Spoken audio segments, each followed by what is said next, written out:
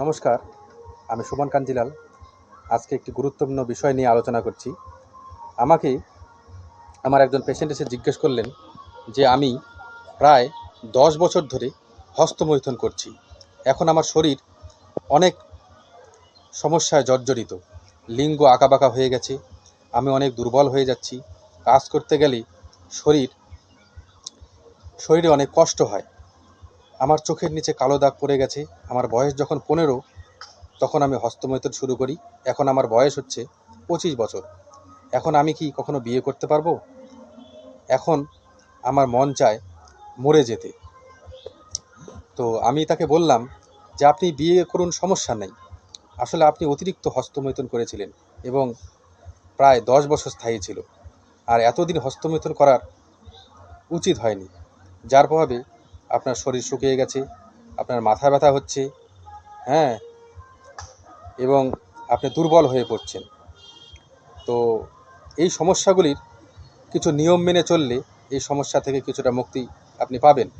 হস্তমৈথুন করবেন না, ব্যায়াম করবেন। লিঙ্গ উত্তেজিত হলে লিঙ্গ হাত দিবেন না, বা লিঙ্গ উত্তেজিত হলে হাঁটাহাঁটি করবেন।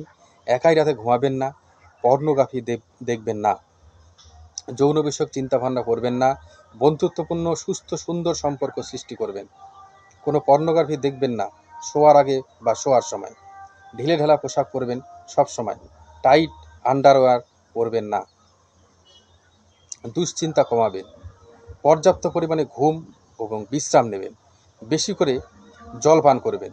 সকালে খালি পেটে ইসবগুলের ভুসির শরবত খাবেন, যা আগেই রাতে ভিজিয়ে রাখবেন। নিয়মিত স্বাস্থ্যকর পুষ্টিকর খাদ্য খাবেন।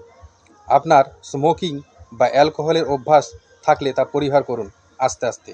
ধর্মীয় অনুশাসন মেনে চলুন। রাতে বেশি জলপান করবেন না, শুধু বাম কাত ও ডান কাত হয়ে ঘুমাবেন। লিঙ্গ বিছানার সাথে ঘষানোর চেষ্টা করবেন না। রাতে কম খাবার খাবেন, আবার খাওয়ার পর হাঁটাহাঁটি করুন। খাওয়ার সাথে সাথে ঘুমাতে যাবেন না। ঘুমাতে যাবার আগে প্রস্রাব করে নিন এবং ঘুমানোর আগে প্রস্রাবের চাপ আসলে প্রস্রাব করে নেবেন। রাতে মাছ, মাংস, দুধ এবং সিদ্ধ ডিম খাবেন না। দুপুরবেলা এগুলো কিছুটা খেতে পারেন। উপরোক্ত নিয়মগুলো মেনে চলবেন।